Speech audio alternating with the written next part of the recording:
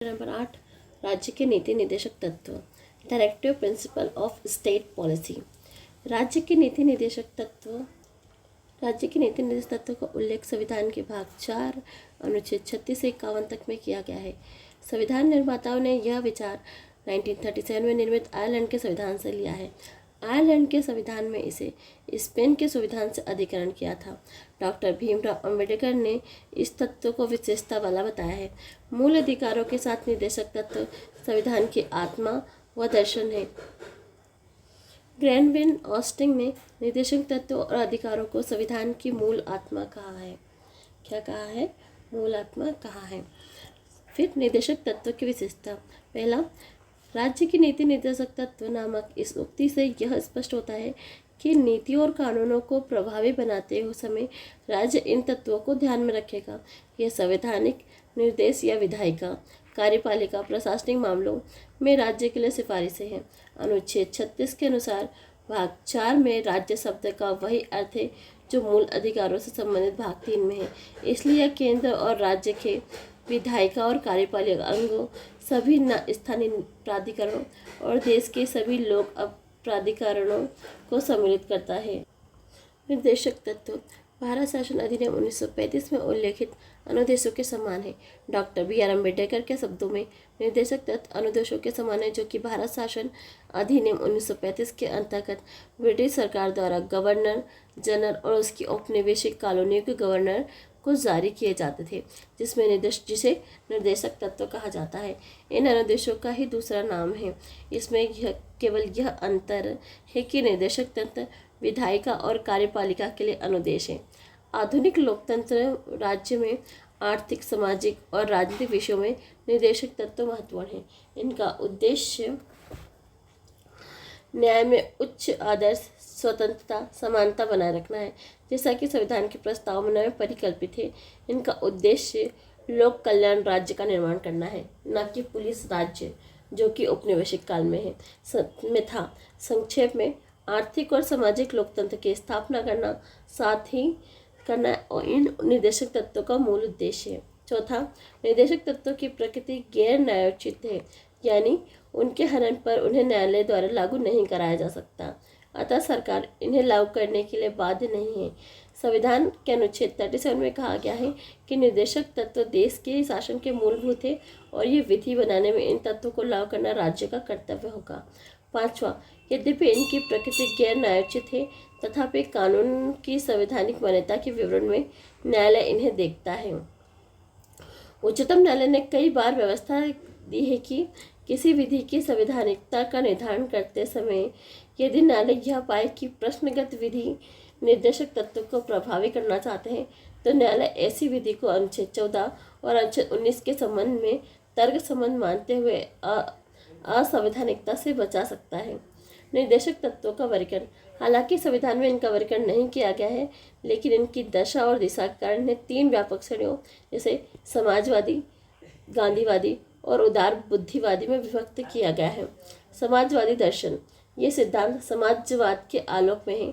ये लोकतांत्रिक समाजवादी राज्य का खाका खींचते हैं, जिसका लक्ष्य सामाजिक एवं आर्थिक न्याय प्रदान करना है।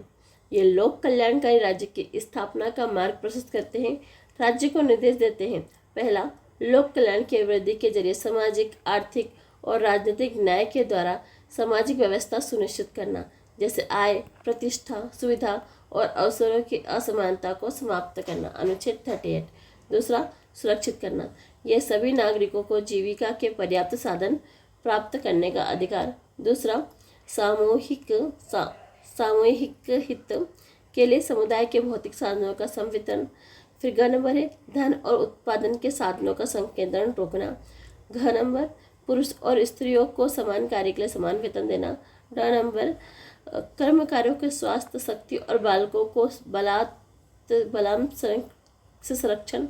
च, बालकों को स्वास्थ्य विकास के अवसर, अनुच्छेद 39। तीसरा, सामान्य कार्य के लिए गरीबों को सामान्य न्याय एवं गरीबों को निःशुल्क विधिक सहायता उपलब्ध कराना, अनुच्छेद 39 का। काम पाने और शिक्षा पाने, बेकारी, बुढ़ापा, बीमारी, निरुष्टता की दशाओं में लोक सहायता पाने का अधिकार को सुरक्षित करना, अनुच्छेद 41। पांचवा, काम की न्याय संगत और मनोचित दशाओं तथा प्रसूति सहायता को बंद करना, अनुच्छेद 42। छठा, कर्मकारों सभी कर्मकारों के लिए निर्वाह मजदूरी, शिष्ट जीवन स्तर तथा सामाजिक और सांस्कृतिक अवसर, अनुच्छेद 43। फिर उद्योगों में प्रबंध में कर्मकारों के भाग लेने के लिए कदम उठाना, अनुच्छेद 43 क। पोषण आहार स्तर, जीवन स्तर को ऊंचा करने तथा लोक स्वास्थ्य का सुधार करना, अनुच्छेद 37। फिर एक गांधीवादी सिद्धांत, ये गांधीवादी सिद्धांत की विचारधारा पर आधारित थी। ये राष्ट्रीय आंदोलन के दौरान गांधी द्वारा पुनः स्थापित योजनाओं का प्रतिनिधित्व करते हैं। गांधी जी ने अपने सपनों को साकार करने के लिए उनके कुछ विचारों को निर्देशक तत्व में शामिल किया। ये राज्य से अपेक्षा करते हैं। पहला, ग्राम पंचायतों गठन और उन्हें आवश्यक शक्तियां प्रदान कर स्व सरकार की इकाई के रूप में कार्य करने की शक्ति प्रदान करना, अनुच्छेद 40। दूसरा, ग्रामीण क्षेत्र में कुटीर उद्योगों, व्यक्तिगत या सरकारी आधार पर कुटीर उद्योगों का प्रोत्साहन, अनुच्छेद 43। सरकारी समितियों के स्वैच्छिक गठन, स्वायत्त संचालन, लोकतांत्रिक नियंत्रण और व्यावसायिक प्रबंधन को बढ़ावा, अनुच्छेद 43B। उसके बाद है अनुसूचित जाति और जनजाति और समाज के कमजोर वर्गों को शैक्षिक और आर्थिक हितों को प्रोत्साहन और सामाजिक अन्याय, शोषण से सुरक्षा, अनुच्छेद 46।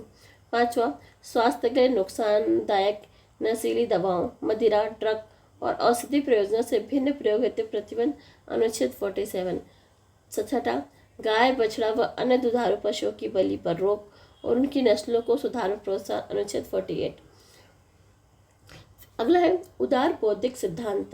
इस श्रेणी में उन सिद्धांतों को शामिल किया जाता है जो उदारवादिता की विचारधारा से संबंधित है, जो राज्य को निर्देश देते हैं। क्या निर्देश देते हैं? पहला, भारत के समस्त राज्य क्षेत्र में नागरिकों के लिए एक समान सिविल संहिता, अनुच्छेद 44। दूसरा, सही बालकों को 14 वर्ष की आयु पूर्ण करने तक निःशुल्क और अनिवार्य शिक्षा, अनुच्छेद 45। तीसरा, कृषि एवं पशुपालन को आधुनिक वैज्ञानिक प्रणालियों से करना, अनुच्छेद 48। फिर पर्यावरण का संरक्षण एवं संवर्धन, वन एवं वन्य जीवों की रक्षा, अनुच्छेद 48। पांचवा, राष्ट्रीय महत्व वाले घोषित किए गए कलात्मक या ऐतिहासिक अभिरुचि वाले स्मारक या स्थान हेतु वस्तु का संरक्षण करना, अनुच्छेद 49। छठा, राज्य की लोक सेवाओं और न्यायपालिका को कार्यपालिका से पृथक्करण करना, अनुच्छेद 50। सातवां, अंतर्राष्ट्रीय शांति और सुरक्षा की वृद्धि करना और राष्ट्रों के बीच न्यायपूर्ण और सम्मानजनक संबंधों को बनाए रखना, अंतर्राष्ट्रीय विधि और संधि व्याख्याताओं के साथ आदर बढ़ाना और अंतर्राष्ट्रीय विवादों को मध्यस्थ द्वारा निपटाने के लिए प्रोत्साहन देना, अनुच्छेद 51। नए निर्देशक तत्व 42 संविधान संशोधन 1976 में निर्देशक तत्वों की मूल सूची में 4 तत्व और जोड़े गए। इनकी भी राज्य से अपेक्षा रहती है। पहला, बच्चों के स्वस्थ विकास के लिए और अवसरों को सुरक्षित करने के लिए, अनुच्छेद 39। फिर समान न्याय को बढ़ावा देने के लिए गरीबों को मुफ्त कानूनी सहायता प्रदान करने के लिए, अनुच्छेद 39A। फिर तीसरा, उद्योगों के प्रबंध में श्रमिकों की भागीदारी को सुनिश्चित करने के लिए कदम उठाने के लिए, अनुच्छेद 43A। चौथा है रक्षा और पर्यावरण को बेहतर बनाने, जंगलों और वन्य जीवों की रक्षा करने के लिए 48A। 44वां संविधान संशोधन अधिनियम 1978 एक और निर्देशक तत्व को जोड़ता है जो राज्य से अपेक्षा रखता है कि वो आय, प्रतिष्ठा और सुविधाओं के अवसरों पर समानता को समाप्त करें, अनुच्छेद 38। 86वें संविधान संशोधन अधिनियम 2002 में अनुच्छेद 45 की विषय वस्तु को बदला गया और प्राथमिक शिक्षा को अनुच्छेद 21 के तहत मूल अधिकार बना दिया गया। संशोधित निर्देशक तत्व में राज्य से अपेक्षा की गई कि वह बचपन देखभाल के अलावा सभी बच्चों को 6 वर्ष की आयु तक निःशुल्क शिक्षा उपलब्ध कराए। सरकारी समितियों से संबंधित एक नया 97वां संशोधन अधिनियम 2011 द्वारा सरकारी समितियों से संबंधित एक नया निर्देशक तत्व जोड़ा गया, जिसके अंतर्गत राज्यों को यह अपेक्षा की गई कि वह सरकारी समितियों के शैक्षिक गठन, स्वायत्त संचालन, लोकतांत्रिक नियंत्रण और व्यावसायिक प्रबंधन को बढ़ावा दें, अनुच्छेद 43B के तहत। फिर है निर्देशक तत्वों के पीछे संस्तुति। संविधान सभा के संवैधानिक सलाहकार सर BN राव ने इस बात की संस्तुति की है कि व्यक्तिगत अधिकार को 2 श्रेणियों न्यायोचित और गैर न्यायोचित में बांटा जाना चाहिए, जिसे प्रारूप समिति ने स्वीकारा। इस तरह से न्यायोचित प्रकृति वाले मूल अधिकारों के भाग 3 में उल्लेखित किया गया है और गैर न्यायोचित निर्देशक तत्वों को भाग 4 में रखा गया है संविधान के। यद्यपि निर्देशक तत्व गैर न्यायोचित थे, तथापि संविधान अनुच्छेद 37 में इस बात को स्पष्ट किया गया है कि ये तत्व देश के शासन में मूलभूत हैं। अतः राज्य का कर्तव्य होगा कि इन तत्वों का विधि बनाने में प्रयोग करे। अतः इनके अनुप्रयोग हेतु राज्य प्राधिकारियों पर नैतिक दायित्व अभ्यारोपित करता है, परंतु इसके पीछे वास्तविक शक्ति राजनीतिक है, अर्थात जनमत। अल्लादीन कृष्ण स्वामी अय्यर ने कहा था कि लोगों के लिए उत्तरदायी कोई भी मंत्रालय संविधान के भाग 4 में वर्णित उपबंधों की अवहेलना नहीं कर सकता। इसी प्रकार डॉक्टर अम्बेडकर ने संविधान सभा में कहा था कि लोकप्रिय मत पर कार्य करने वाली सरकार इसके लिए नीति बनाते समय निर्देशक तत्वों की अवहेलना नहीं कर सकती। यदि कोई सरकार इनकी अवहेलना करती है तो निर्वाचन के समय में उसे मतदाताओं के समक्ष इसका उत्तर अवश्य देना होगा। संविधान निर्माताओं ने निर्देशक सिद्धांतों को गैर न्यायोचित एवं विधि के रूप में लागू करने की बाध्यता वाला नहीं बनाया, क्योंकि देश के पास उन्हें लागू करने के लिए वित्तीय संसाधन नहीं थे। दूसरा, देश में व्यापक विविधता, पिछड़ापन इनके क्रियान्वयन में बाधक होगा। तीसरा, स्वतंत्र भारत को नए निर्माण के कारण कई तरह के भारों से मुक्त रखना होगा, ताकि इस बात के लिए स्वतंत्र रखा जाए कि उनके क्रम, समय, स्थान, पूर्ति का निर्णय लिया जा सके। इसलिए संविधान निर्माताओं ने तत्वों को प्रस्तुत करने के लिए व्यवहारिक दृष्टिकोण को अपनाया। इन तत्वों को सख्ती निहित नहीं की। उन्होंने न्यायालयी प्रक्रिया से ज़्यादा जागरूक जनता के मतों में विश्वास प्रकट किया। निर्देशक तत्वों की आलोचना। संविधान सभा के कुछ सदस्यों व अन्य संवैधानिक एवं राजनीतिक विशेषज्ञों ने राज्य के नीति निर्देशक तत्वों को निम्नलिखित आधार पर आलोचना की है। पहला, कानूनी सख्ती नहीं कोई। मुख्यतः गैर न्यायोचित चरित्र के कारण इनकी आलोचना की जाती है, जबकि KT शाह ने इसे अतिरिक्त कर्मकांडी बताया है। इनकी तुलना एक चेक बैंक से की, जिसका भुगतान बैंक साधनों की अनुमति से ही संभव है। नसरुद्दीन ने कहा है कि यह सिद्धांत नव वर्ष प्रस्ताव की तरह है, जो जनवरी को टूट जाते हैं। यहाँ तक कि TT कृष्णमाचारी ने कहा है इनके लिए कि भावनाओं का एक स्थायी कूड़ाघर है। KC वीर ने इन्हें लक्ष्य और आकांक्षाओं का घोषणा पत्र कहा, इन्हें धार्मिक उपदेश बताया, और सर आइवर जोनिस ने इसे कर्मकांडी आकांक्षा कहा। फिर दूसरा, तर्कहीन व्यवस्था। आलोचकों का मत है कि इन निर्देशकों को तार्किक रूप से निरंतरता के आधार पर व्यवस्थित नहीं किया गया है। N श्रीनिवासन के अनुसार इन्हें न तो उचित तरीके से वर्गीकृत किया गया है और न ही तर्कसंगत तरीके से व्यवस्थित किया गया है। इनकी घोषणा कम महत्व के मुद्दों को अत्यावश्यक आर्थिक और सामाजिक मुद्दों से मिलाती है, एक ही तरीके से आधुनिक और पुरातन को जोड़ती है। इस व्यवस्था के लिए वैज्ञानिक आधार सुझाया जाता है, जबकि ये भावनाओं और एवं बिना पर्याप्त जानकारी के आधार पर आधारित है। सर आइवर जोनिस ने इस ओर संकेत दिया है कि इन तत्वों का कोई भी नियमित प्रतिमान दर्शन नहीं है। रूढ़िवादी। सर आइवर जोनिस के अनुसार ये निर्देशक तत्व 19वीं सदी के इंग्लैंड के राजनीतिक दर्शन पर आधारित थे। उन्होंने टिप्पणी की थी कि सिडनी वेब और ब्रिटिश वेब के भूत इस पाठ को पृष्ठों में प्रवेश कर गए हैं।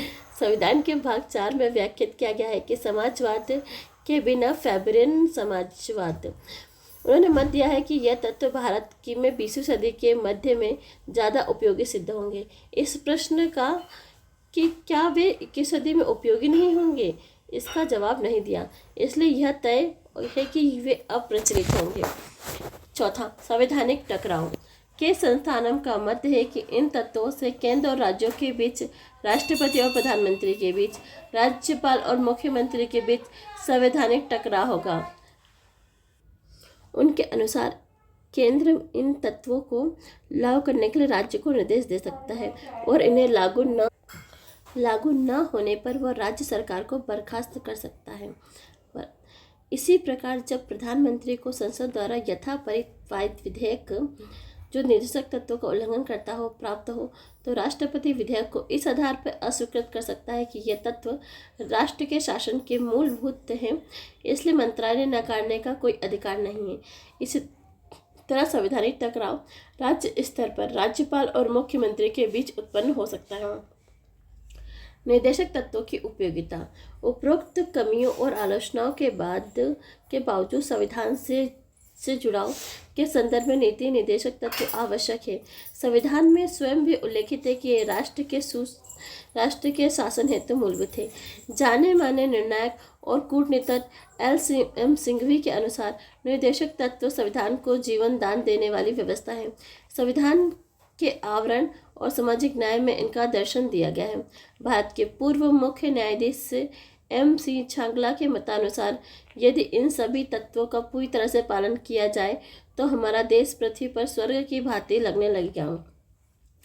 भारत राजनीतिक मामले में न केवल लोकतांत्रिक होगा बल्कि नागरिक कल्याण के हिसाब से कल्याणकारी राज्य भी होगा। Doctor B.R. अम्बेडकर ने इस ओर संकेत दिया है कि निर्देशक तत्वों का बहुत बड़ा मूल्य है। ये भारतीय राज्य व्यवस्था के लक्ष्य आर्थिक लोकतंत्र को निर्धारित करते हैं, जैसा कि राजनीतिक लोकतंत्र प्रकट होता है। क्रेनमैन ऑस्टिन का कहना है कि निर्देशक तत्वों का लक्ष्य सामाजिक क्रांति और आवश्यक शर्तों को स्थापित कर उनको ग्रहण करने के समान है। संविधान सभा के सलाहकार सर B.N. भाऊ ने निर्देशक तत्वों को राज्य प्राधिकरणों के लिए नैतिक आवश्यकता और शैक्षिक मूल्य वाला बताया है। भारत के पूर्व महान्यायवादी M.C. सीतलवाड़ के अनुसार निर्देशक तत्व हालांकि कोई विधिक अधिकार या कोई कानूनी उपचार नहीं बनाते, फिर भी वे निम्नलिखित मामलों में उल्लेखनीय व लाभदायक है। ये अनुदेशों की तरह है। ये भारतीय संघ के अधिकृतों को संबोधित और समान संस्तुतियाँ हैं। इन्हें उन सामाजिक आर्थिक मूल सिद्धांतों की याद दिलाते हैं जो संविधान के लक्ष्यों के प्राप्ति से जुड़े हैं।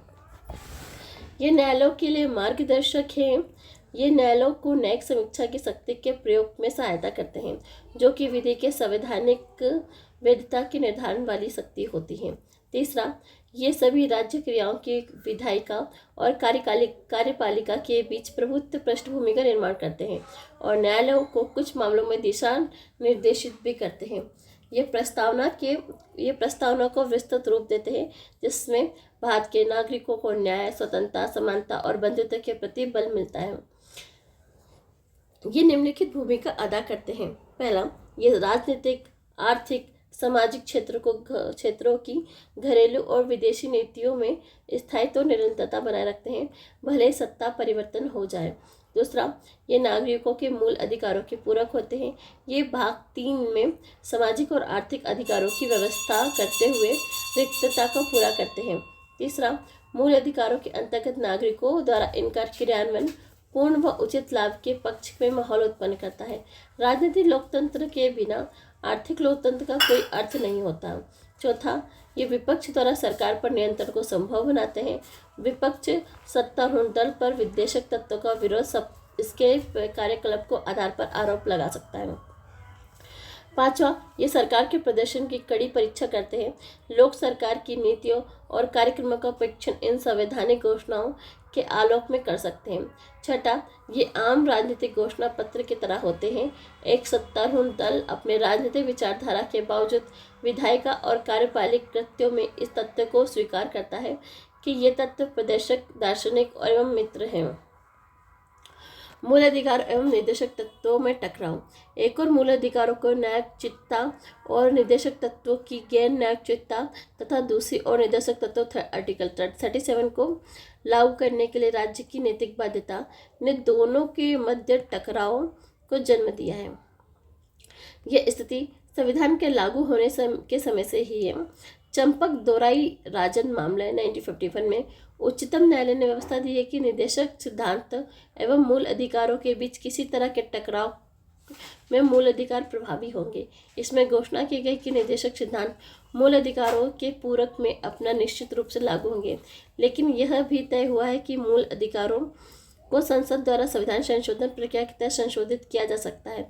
इसी के फलस्वरूप संसद ने प्रथम संशोधन अधिनियम 1951, चौथा संशोधन अधिनियम 1955, 17वां संशोधन अधिनियम 1964 में कुछ निर्देशों को लागू किया है।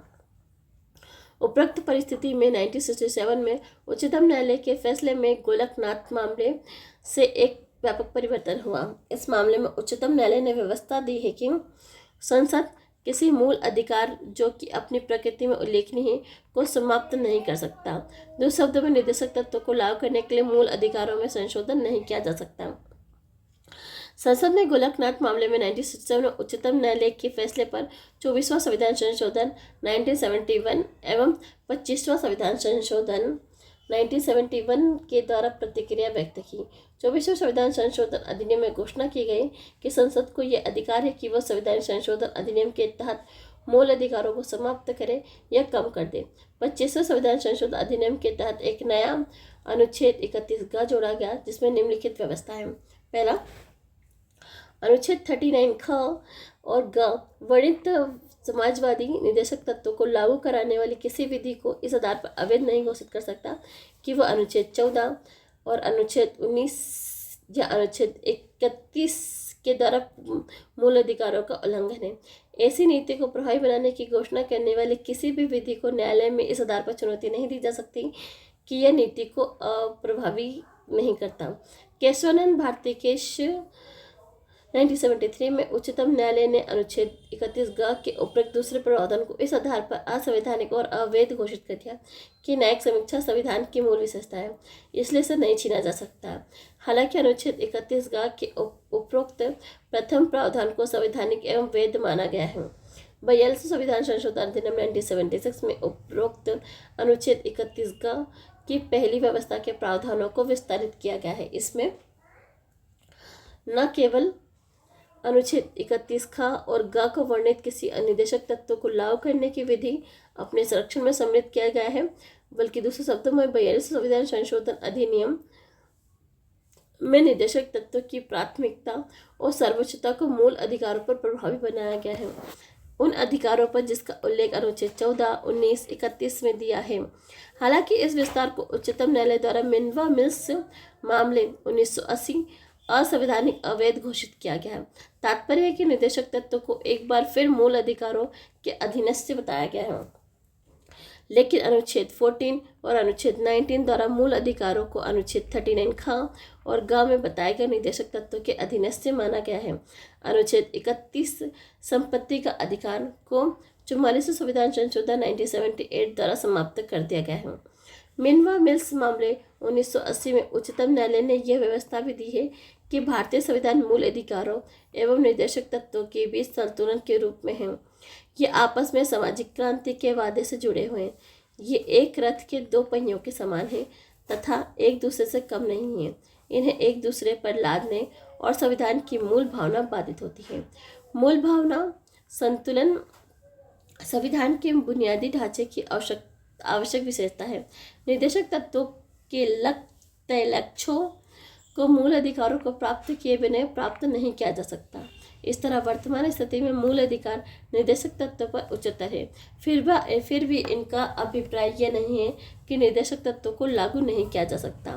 संसद निर्देशक तत्वों को लागू करने के लिए मूल अधिकारों में संशोधन कर सकती है। इस संशोधन से संविधान के मूल ढांचे को क्षति नहीं पहुंचनी चाहिए। ये दे रखे मूल अधिकार और निर्देशक तत्व में डिफरेंस दे रखा है, तो हम इसको पढ़ते हैं। विभेद क्या है? पहला, मूल अधिकार ये नकारात्मक है, जैसा कि राज्य को कुछ मसलों पर कार्य करने से प्रतिबंधित करते हैं। निर्देशक तत्व ये सकारात्मक है, राज्य को कुछ मसलों पर इनकी आवश्यकता होती है। मूल अधिकार ये न्यायोचित होते हैं, इनके हनन पर न्यायालय द्वारा इन्हें लागू कराया जा सकता है। निर्देशक तत्व ये गैर न्यायोचित होते हैं, कानूनी रूप से न्यायालय द्वारा लागू नहीं कराया जा सकता।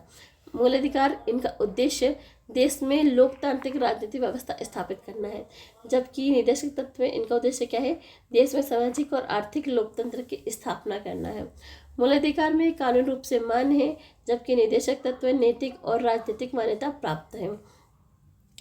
मूल अधिकार में ये व्यक्तिगत कल्याण को प्रोत्साहन देते हैं, इस प्रकार व्यक्तित्व है, जबकि निर्देशक तत्व ये समुदाय के कल्याण को प्रोत्साहित करते हैं, इस तरह ये समाजवादी हैं। मूल अधिकार इन्हें लागू करने के लिए विधान की आवश्यकता नहीं है, ये स्वतः लागू है, जबकि निर्देशक तत्व इन्हें लागू रखने के लिए विधान की आवश्यकता होती है, ये स्वतः लागू नहीं होते हैं। मूल अधिकार न्यायालय इस बात के लिए बाध्य है कि किसी भी मूल अधिकार के हनन की विधि को गैर संवैधानिक एवं अवैध घोषित करे। फिर निर्देशक तत्वों का उल्लंघन करने वाली किसी विधि को न्यायालय असंवैधानिक और अवैध घोषित नहीं कर सकता है। यद्यपि विधि की वैधता के इस आधार पर सही ठहराया जा सकता है कि निर्देशक तत्वों को प्रभावी करने के लिए लागू किया गया था। इसके बाद निर्देशक तत्वों का क्रियान्वयन।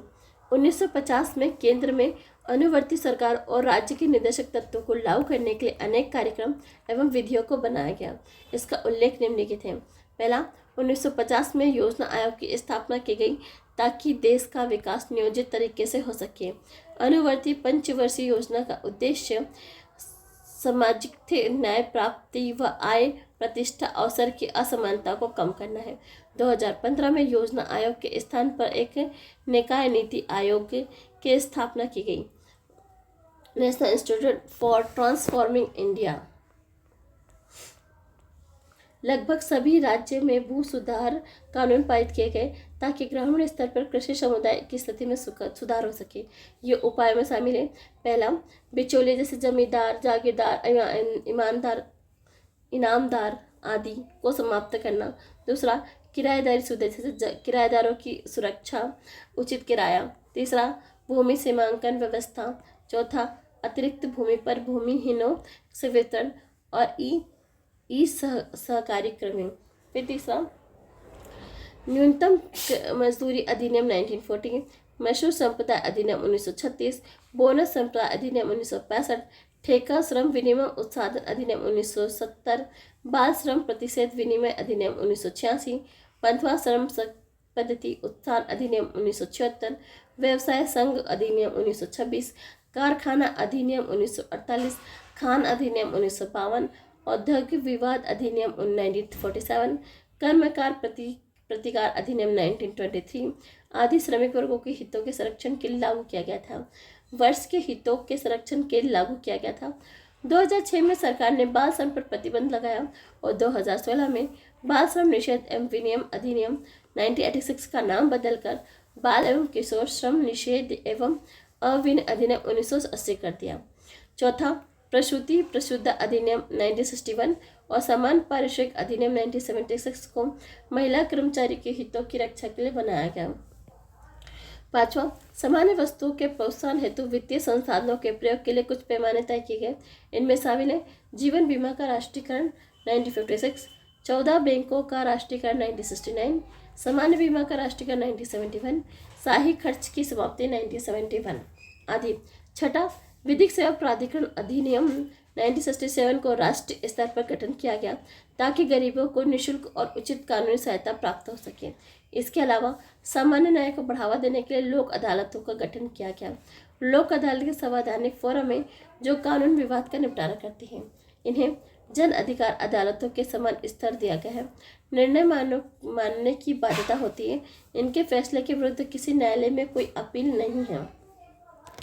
फिर सातवां है खादी एवं ग्राम उद्योग बोर्ड। खादी एवं ग्राम उद्योग बोर्ड आयोग, लघु उद्योग बोर्ड, राष्ट्रीय लघु उद्योग निगम, हैंडलूम बोर्ड, हाथकरघा बोर्ड, कार बोर्ड, सिल्क बोर्ड आदि के ग्रामीण क्षेत्रों में कुटीर उद्योग विकास के लिए स्थापना की गई। आठवां, सामुदायिक विकास कार्यक्रम 1952 और प्रवृत्ति क्षेत्र विकास कार्यक्रम 1960, सूखा संभावित क्षेत्र कार्यक्रम 1973, न्यूनतम आवश्यकता कार्यक्रम 1974, एकीकृत ग्रामीण योजना 1978, जवाहर रोजगार योजना 1989, स्वर्ण जयंती ग्राम स्वरोजगार योजना 1999, संपूर्ण ग्रामीण रोजगार योजना 2001, राष्ट्रीय ग्रामीण रोजगार गारंटी योजना 2006 आदि को मानव जीवन जीने के उद्देश्य से प्रारंभ किया गया था। नौवां, वन्यजीव संरक्षण अधिनियम 1972 एवं वन संरक्षण अधिनियम 1980 को वन्य जीवों और वन्यों की सुरक्षा के कवच के रूप में प्रभावी बनाया गया। जल एवं वायु अधिनियमों ने केंद्र और राज्य प्रदूषण नियंत्रण बोर्ड स्थापित किए जो पर्यावरण की सुरक्षा एवं सुधार में कार्यरत थे। राष्ट्रीय वन नीति 1988 का उद्देश्य वनों की सुरक्षा और संरक्षण विकास करना है। फिर 10वां, कृषि को आधुनिक बनाया गया। इसमें कृषि उपायों में सुधार के अलावा बीज, खाद, सिंचाई सुविधा उपलब्ध कराई गई। पशु चिकित्सा की आधुनिकता के लिए कई कदम उठाए गए। फिर 11वां, त्रिस्तरीय पंचायती व्यवस्था जैसे ग्राम, ताल्लुक, जिला इसको चालू किया गया ताकि गांधी जी का सपना हर गांव गणतंत्र हो साकार हो। 73वें संविधान संशोधन अधिनियम 1982 में इन पंचायती राज संस्थानों को संवैधानिक दर्जा देने के लिए प्रभावी बनाया गया। 12वां, शैक्षणिक संस्थानों, सरकारी नौकरियों और प्रतिनिधि निकायों में अनुसूचित जाति, जनजाति, कमजोर वर्गों के लिए सीटों को सुरक्षित किया गया। अस्पृश्यता अपराध अधिनियम 1955 को सिविल अधिकार संरक्षण अधिनियम 1976 का नया नाम दिया गया। अनुसूचित जाति जनजाति अधिनियम 1989 को अनुसूचित जाति एवं जनजाति सुरक्षा में प्रभावी बनाया गया ताकि उन्हें शोषण से मुक्ति, सामाजिक न्याय मिले। 65वें संविधान संशोधन अधिनियम 1990 के तहत अनुसूचित जाति और जनजाति के लिए राष्ट्रीय आयोग की स्थापना की गई ताकि उनके हितों की रक्षा हो सके। बाद में 89वें संवैधानिक संशोधन अधिनियम 1903 ने इस संयुक्त आयोग को 2 पृथक निकायों अर्थात राष्ट्रीय अनुसूचित जाति आयोग और राष्ट्रीय अनुसूचित जनजाति आयोग में बांट दिया। 12 अनेक राष्ट्रीय स्तर पर आयोगों का गठन समाज के कमजोर वर्गों के सामाजिक, शैक्षिक और आर्थिक हितों के संवर्धन एवं संरक्षण के लिए किया गया। इसके अंतर्गत शामिल है पिछड़े वर्गों के लिए राष्ट्रीय आयोग 1993, राष्ट्रीय अल्पसंख्यक आयोग 1993, राष्ट्रीय महिला आयोग 1982, राष्ट्रीय बाल अधिकार संरक्षण आयोग 2007, पुनः 102 संविधान संशोधन अधिनियम 2018 ने राष्ट्रीय पिछड़ा वर्ग आयोग को संवैधानिक दर्जा प्रदान किया और इसके प्रकारों का विस्तार किया। 12 2019 में केंद्र सरकार ने आर्थिक रूप से कमजोर वर्गों के लिए 10% आरक्षण की व्यवस्था शैक्षिक संस्थानों, ईवीएस और भारत सरकार के असैन्य पदों और सेनाओं में की। इस आरक्षण का लाभ आर्थिक रूप से कमजोर वर्गों के उन्हीं व्यक्तियों को मिलेगा जो अनुसूचित जाति, जनजाति और पिछड़े वर्गों के लिए पहले से जारी आरक्षण से अवतरित नहीं है। इस आरक्षण व्यवस्था को 103वें संविधान संशोधन अधिनियम 2019 द्वारा लागू किया है। फिर 13 है आपराधिक प्रक्रिया संहिता 1973 में राज्य लोक सेवा आयोग की कार्यकारिणी में विधिक सेवा में विभक्त करती है। इस विभाजन से पूर्व जिला प्राधिकारी जैसे कलेक्टर, उपखंड अधिकारी, तहसीलदार आदि विधिक शक्तियों का इस्तेमाल परंपरागत कार्यकारी शक्तियों के साथ करते हैं। विभाजन के बाद विधिक शक्तियों को इन कार्यकारियों से अलग कर जिला न्यायालय मजिस्ट्रेटों के हाथों सौंप दिया जाता है जो कि राज्य उच्च न्यायालय के नियंत्रण में काम करते हैं। 14 नंबर कि प्राचीन और ऐतिहासिक स्मारक पुरातत्व स्थल अवशेष अधिनियम 1951 को राष्ट्रीय महत्व के स्मारकों के साथ संरक्षण हेतु प्रभावी बनाया गया है। फिर 15 प्राथमिक स्वास्थ्य केंद्रों, अस्पताल और सार्वजनिक स्वास्थ्य में सुधार के लिए देश भर में स्थापित किया गया है। इसके अलावा खतरनाक बीमारी जैसे मलेरिया, टीबी, कुष्ठ, एड्स, कैंसर, फाइलेरिया, कालाजार, गला घोटू, जापानी बुखार आदि को समाप्त करने के लिए विशेष योजनाएं प्रारंभ की गई हैं। 16 कुछ राज्यों में गायों, बछड़ों, बैलों को काटने पर कानूनी प्रतिबंध लगाया गया है। 17 कुछ राज्यों में 65 वर्ष से अधिक आयु के लोगों के लिए तत्कालीन वृद्धावस्था पेंशन शुरू की गई है। 18 नंबर भारत में गुटनिरपेक्ष एवं पंचशील की नीति को अंतर्राष्ट्रीय शांति और सुरक्षा को बढ़ावा देने के लिए अपनाया गया है। केंद्र व राज्य में उपरोक्त कदम उठाए जाने के बाद निदेशक तत्व पूर्ण एवं प्रभावी तरीके से लागू नहीं किया जा सकता है। इसके कारण है अपर्याप्त वित्तीय संसाधन, प्रतिकूल सामाजिक आर्थिक परिस्थिति, जनसंख्या विस्फोट, केंद्र और राज्य तनावपूर्ण संबंध आदि। फिर भाग 4 से बाहर के निर्देश। भाग 4 में उल्लेखित निर्देशों के अतिरिक्त संविधान के अन्य भागों में भी कई निर्देश दिए गए जिनका विवरण इस प्रकार है। पहला, सेवाओं के लिए अनुसूचित जाति और जनजातियों के दावे, संघ और किसी राज्य के कार्यकलाप से संबंधित सेवाओं और पदों के लिए नियुक्ति में अनुसूचित जातियों और जनजातियों के सदस्यों के दावों का प्रशासन की दक्षता बनाए रखने की संगति के अनुसार ध्यान रखा जाएगा। भाग 16 अनुच्छेद 325। फिर मातृभाषा में शिक्षा। प्रत्येक राज्य एवं राज्य के भीतर प्रत्येक स्थानीय प्राधिकारी भाषाई अल्पसंख्यक वर्गों के बालकों को शिक्षा के प्राथमिक स्तर पर मातृभाषा में शिक्षा की पर्याप्त सुविधा की व्यवस्था करने का प्रयास करेगा। भाग 17 अनुच्छेद 350 का में। फिर तीसरा, हिंदी भाषा का विकास। संघ का कर्तव्य होगा कि वह हिंदी भाषा का प्रसार बढ़ाए, उसका विकास करे, उसकी भारत की सामाजिक संस्कृति की अभिव्यक्ति का माध्यम बन सके। अनुच्छेद 17 में अनुच्छेद 351 उक्त निर्देश में प्रकृति में न्याय योग्य नहीं है, हालांकि न्यायालय इन्हें भी अन्य निर्देशों के समान उतना ही महत्व दिया जाता है तथा उन्हें भी संविधान का भाग माना जाता है। फिर नीति निर्देशक सिद्धांतों के संबंध में एक नज़र। अनुच्छेद 36 राज्य की परिभाषा। अनुच्छेद 37 इस भाग में समाज सिद्धांतों को लागू करना। अनुच्छेद 38 राज्य द्वारा जन कल्याण के लिए सामाजिक व्यवस्था को बढ़ावा देना। 39 राज्य द्वारा अनुसरण किए जाने वाले कुछ नीति सिद्धांत। 39A समान न्याय और निःशुल्क कानूनी सहायता। 40 ग्राम पंचायतों का गठ संगठन। 41 कुछ मामलों में काम पाने का अधिकार, शिक्षा का अधिकार, सार्वजनिक सहायता। अनुच्छेद 42 न्यायोचित मानवीय कार्य सहायता और मातृ सहायता प्रदान करने के प्रावधान। 43 कर्मचारियों को निर्वाह वेतन। 43A उद्योगों के प्रबंध और कर्मचारियों की सहभागिता। 43B सहकारी समितियों को प्रोत्साहन। 44 नागरिक के लिए समान नागरिक संहिता। 45 बालपन पूर्व देखभाल, 6 से कम आयु के बच्चों की शिक्षा। 46 अनुसूचित जाति, जनजाति, कमजोर वर्गों के शैक्षिक एवं आर्थिक हितों को बढ़ावा देना। 47 पोषण आहार स्तर बढ़ाने, जीवन स्तर सुधारने, जन स्वास्थ्य की स्थिति बेहतर करने संबंधी सरकार के कर्तव्य। 48 कृषि एवं पशुपालन का संगठन। 48A पर्यावरण संरक्षण एवं संवर्धन, वन एवं वन जीवों की सुरक्षा। 49 स्मारकों और राष्ट्रीय महत्व के संस्थानों और वस्तुओं का संरक्षण। 50 न्यायपालिका का कार्यपालिका से अलगाव। 51 अंतर्राष्ट्रीय शांति और सुरक्षा को प्रोत्साहन देना। खत्म।